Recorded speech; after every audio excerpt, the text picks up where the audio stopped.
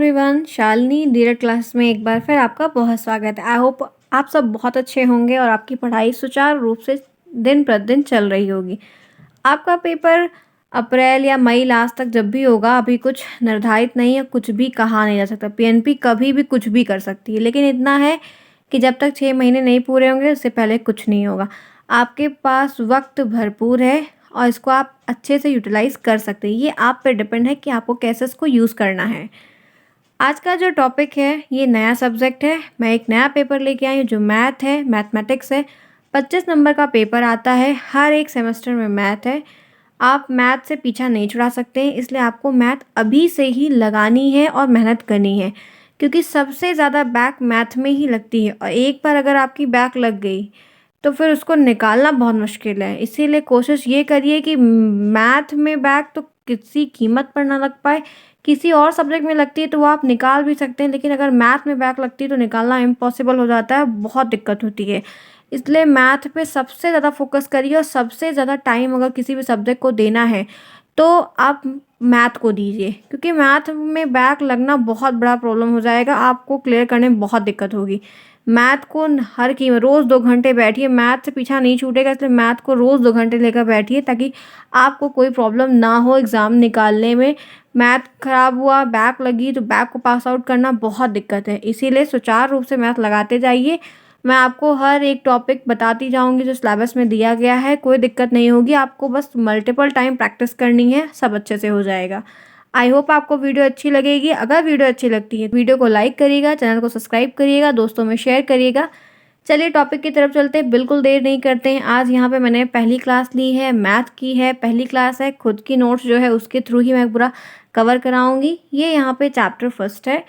ये यहाँ पे है पहला चैप्टर जो दिया गया है, उसमें कुछ नहीं दिया गया है, वो तथ्यात्मक चीज़ें दी गई हैं जो पूछी नहीं जाती हैं, उससे कोई मतलब नहीं है। यहाँ पे ये दूसरी यूनिट का यहाँ पे दिया है संख्या तथा संख्यात्मक का बोध, अंकों का ज्ञान और स्थानीय मान, जो आप प्लेस वैल्यू पढ़ते आए हैं। मैथ भी साइंस की तरह एकदम बेसिक है, इसमें कुछ ऐसा डिफरेंट नहीं है कि बहुत प्रॉब्लम होगी।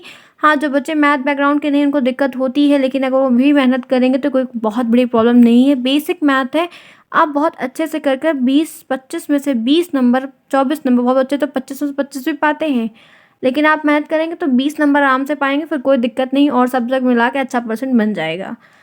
आगे देखते हैं, यहाँ पर दिया है सबसे पहले यहाँ पर है संख्या, नंबर। नंबर क्या होता है, संख्या क्या होती है, इनके बारे में हम पढ़ेंगे। कितनी वस्तुएं हैं का जिससे बोध होता है उसे संख्या कहते हैं। अगर कोई सामान रखा है, उन सामान में क्या क्या चीज़ें हैं, कितनी चीज़ें हैं, यहाँ पर मैटर क्या कर रहा है कि कितनी चीज़ें हैं, कितनी वस्तुएं हैं, उस डिब्बे में कितनी वस्तुएं रखी हैं, वहाँ पर कितनी वस्तुएं रखी हैं, उस कमरे में कितनी गेंद रखी हुई है, उस प्लेट में कितनी मिठाइयाँ रखी हुई हैं, उस डिब्बे में कितने बॉक्स रखे हुए हैं। जो ये कितना एक वर्ड है, हाउ मच, ये जो जिज्ञासा क्यूरियोसिटी लाते हैं यही नंबर कहलाता है। यही जो कितनी वस्तुएं पूछता है ये नंबर का बोध कराता है। कितनी वस्तुएं हैं का जिससे बोध होता है उसे क्या कहते हैं, संख्या कहते हैं। क्लियर है बात। जैसे यहाँ पर दिया है एक प्लेट में रखी हुई गोलियां, कोई एक प्लेट है उसमें खेलने वाली जो गोलियां होती हैं वो रखी हैं, तो यहाँ पे आप देख सकते हैं टोटल 8 गोली रखी हुई। कितनी गोलियां रखी हुई हैं, तो 8 गोलियां रखी हुई है। तो ये जो 8 अंक या गिनती आप बता रहे हैं यही यहाँ पे संख्या का बोध करा रहा है। क्लियर है बात यहाँ तक। आगे देखते हैं। फिर यहाँ पे दिया है संख्यांक, न्यूमरल्स। संख्याओं को जिन संकेतों द्वारा व्यक्त करते हैं उन्हें संख्यांक कहते हैं। जिस सिंबल के द्वारा हम उन नंबर्स को व्यक्त करते हैं उनको हम संख्यांक कहते हैं। इसका संख्यांक का अर्थ है संख्या को लिखने में प्रयुक्त अंक। किसी संख्या को लिखने में जो अंक प्रयुक्त होता है उसको ही संख्यांक कहते हैं। जैसे दिया है 426, ठीक है। अब 426 क्या है, एक संख्या है, 3 अंकों से मिलकर संख्या बनी हुई है। तो इस 426 में कितने अंक प्रयुक्त हुए हैं, 3। कौन कौन से, 4, 2, 6। इन 3 अंकों को मिलाकर 426 एक संख्या बनी है। तो यही जो अंक प्रयुक्त हुए हैं इनको ही संख्यांक कहते हैं। जैसे आप उदाहरण देखिए, तो जैसे यहाँ पे 1 मैंने लिखा है, ये इंटरनेशनल मान लीजिए, ये रोमन मान लीजिए, ये एक प्रयुक्त करने का अंक का तरीका है। 115 यहाँ पे हिंदी के शब्दों में लिखा है, 115 एक यहाँ पे संख्या लिखी, इसमें क्या है, एक है, फिर क्या है, 5 है। तो 3 अंक मिलकर एक यहाँ पे संख्या बनाए हैं जिसको हम 115 कह रहे हैं। तो यहाँ पे क्या कहा है कि किसी संख्या को लिखने में जो अंक प्रयुक्त होता है उसको ही संख्यांक कहते हैं। तो 115 को लिखने में 3 अंक प्रयुक्त हुआ है। अब ऐसे ही आपको हम बता दें 540, 540 क्या है, एक संख्या है। तो इसमें 3 अंक प्रयुक्त हुआ है, एक 5 है, एक 4 है, एक 0 है। जो भी संख्या को लिखने में जो जो अंक लगते हैं उनको ही हम संख्यांक कहते हैं। क्लियर है बात? आगे बढ़ते हैं। यहाँ पे दिया है, नेक्स्ट पॉइंट है यहाँ पे, अंकों का ज्ञान। अंकों का ज्ञान। माना कि संख्या 786 है। इस संख्या में 7 का अंक सैकड़ा होगा, ठीक है, 8 का अंक दहाई होगा, 6 का अंक इकाई होगा। यहाँ पे 8 टेंस है, 6 जो है वो वंस है। अब यहाँ पे 786 हमको एक संख्या दी गई है। इस संख्या में 3 अंक प्रयुक्त हुए हैं। कौन कौन से? एक 7 प्रयुक्त हुआ, एक 8 प्रयुक्त हुआ और एक 6 प्रयुक्त हुआ है। आप देख सकते हैं। अब हम यहाँ पे इसको इस रूप में देख सकते हैं। देखिए, 7 का गुणा 100 से 700, 8 का गुणा 10 से 80, 6 का गुणा 1 से 6। तो ये क्या है? ये संख्यांक भी कह सकते हैं, ये वैल्यू भी कह सकते हैं और प्रयुक्त स्थान पे अंक भी कह सकते हैं, जिसको हम 7 जो है वो यहाँ पे सैकड़ा के प्लेस पे है, 8 जो है वो दहाई के प्लेस पे, 6 जो है वो इकाई के प्लेस पे है। तो ये अंकों का ज्ञान है कि ऐसे अंक यहाँ ऐसे अंक प्रयुक्त किए जाते हैं, ऐसे अंकों को मिलाकर संख्या बनाई जाती है। क्लियर है बात? आगे देखते हैं। हमें बहुत ज़्यादा कुछ खास इसमें नहीं देखना है, बहुत कुछ चीज़ें यहाँ पे एकदम बेसिक में है, वो हमें यहाँ पे देखना है। बहुत प्रॉब्लम नहीं है, बस अभी बेसिक इंट्रोडक्शन चल रहा है, आप इसको समझते चलिए। इसके आगे जैसे जैसे हम बढ़ते जाएंगे, जो जो सिलेबस में है कवर करते जाएंगे, कोई प्रॉब्लम नहीं होगी। अब यहाँ पे जैसे दिया रोमन नंबर, आप रोमन नंबर जानते हैं, पहले यहाँ बेसिक मैथ में हम इसको पढ़े हुए हैं। जैसे यहाँ पे 1 है तो 1 को हम ऐसे लिखते हैं, 2 को ऐसे, 3 को ऐसे, 4 को ऐसे, 5 को ऐसे, 6, 7, 8, 9, ये 10 तक की पूरी एक टेबल, यहाँ पे 10, 1 से लेकर 10 तक पूरी एक गिनती दी हुई है। तो ये यहाँ पे इंटरनेशनल सिस्टम में लिखा है, ये यहाँ पे देवनागरी भी बोल सकता है, ये यहाँ पे रोमन नंबर में वही चीज़, 10 को ऐसे, 9 को ऐसे। रोमन नंबर से भी क्वेश्चन पूछे जाते हैं, डीएलएड में रोमन नंबर से भी क्वेश्चन पूछे जाते हैं। ऑब्जेक्टिव के क्वेश्चन में पूछा जाता है, 4 दे देगा, 4 संख्या दे देगी, अलग अलग ऑप्शन में बोलेगा कि इसमें क्या है, कौन किसका होगा, तो आप ऐसे चूज कर सकते हैं। इंपॉर्टेंट मैं यहाँ पे बता दूं, जो रोमन नंबर में इंपॉर्टेंट वो है, वो LCDM है। L for 50, C for 100, D for 500, 1000, M for 1000। इन सब से ही मिलाकर बनता है, ये मोटा मोटा मेन है LCDM, याद रखिएगा, बहुत इंपॉर्टेंट है। क्लियर है बात? आगे चलते हैं।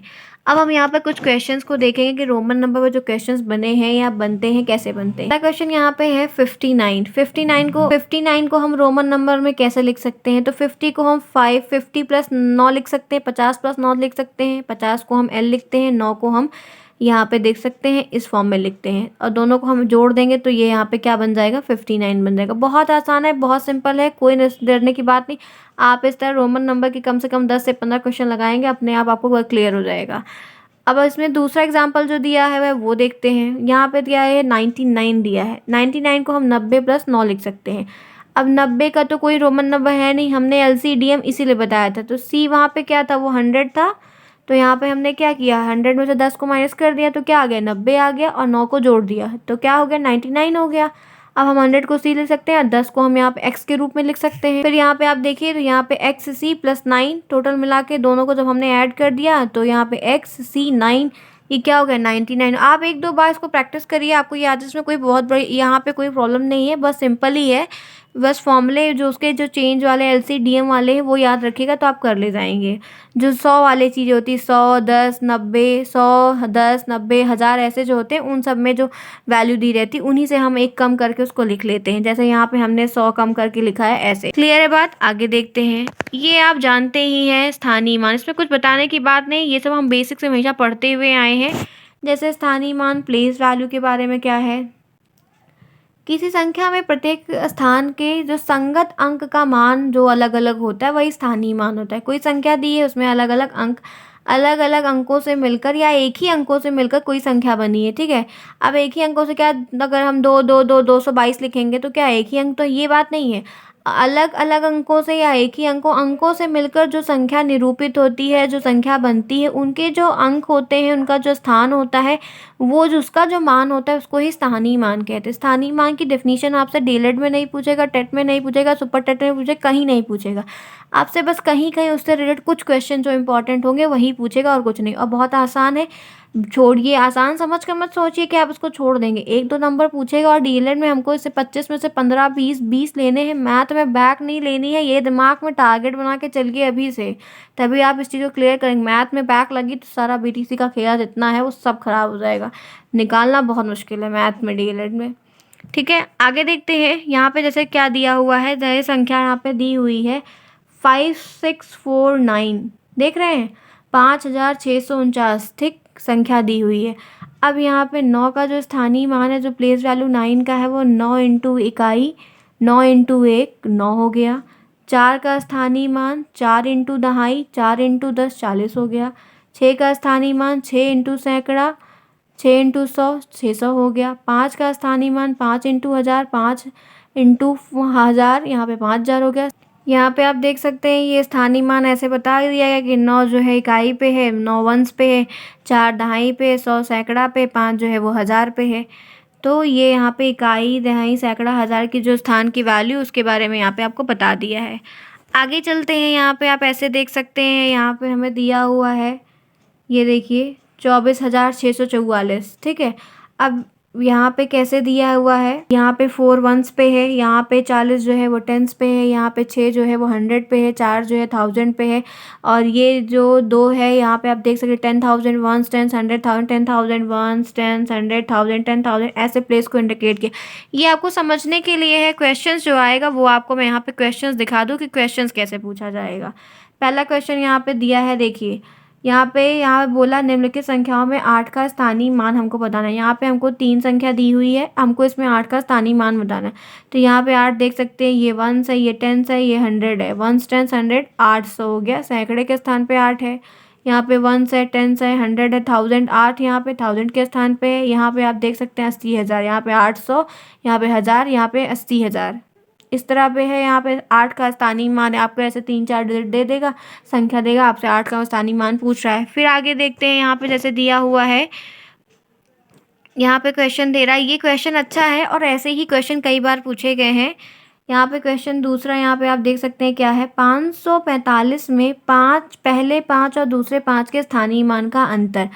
ये इम्पॉर्टेंट है क्योंकि इसी तरह क्वेश्चन पूछा जाता है 2 नंबर का, कि 545 में पहले 5 का और दूसरे 5 का स्थानीय मान क्या है। तो पहले 5 का स्थानीय मान 500 है, ये यहाँ पे जो पहले है ये 500 है। दूसरे 5 का जो स्थानीय मान है वो 5 है, ठीक है। अब दोनों स्थानीय मान का अगर हमको अंतर निकालना है, तो अंतर निकालने से आप क्या समझते हैं, अगर हमको दोनों स्थानीय मान निकालना है दोनों का, तो आप स्थानीय मान का जो अंतर का मतलब डिफरेंस होता है, डिफरेंस का मतलब घटाना। अंतर कहीं भी दिया रहे तो ये समझ जाइएगा कि हमको वहाँ पे क्या करना है, घटाना है। तो दोनों मानों का अंतर क्या है, 500 में से 5 को माइनस कर दीजिए। यही क्या है, पहले 5 और दूसरे 5 का 545 में अंतर है। यही आपसे पूछ रहा है कि 545 से पहले 5 और दूसरे 5 के स्थानीय मान का क्या अंतर है। तो आप 500 में से 5 को पहले आप स्थानीय मान निकालिए, स्थानीय मान का जो वैल्यू है उसमें से आप 5 को घटा दीजिए, तो आपका यहाँ पे ये 495 आंसर आ रहा है। ऐसे ही आंसर आपका आएगा। इसी तरह के आपको बहुत सारे क्वेश्चन मैं और भी करवाऊंगी। आपको इसी तरह के क्वेश्चन आपके डीएलएड के पेपर में पूछे जाएंगे।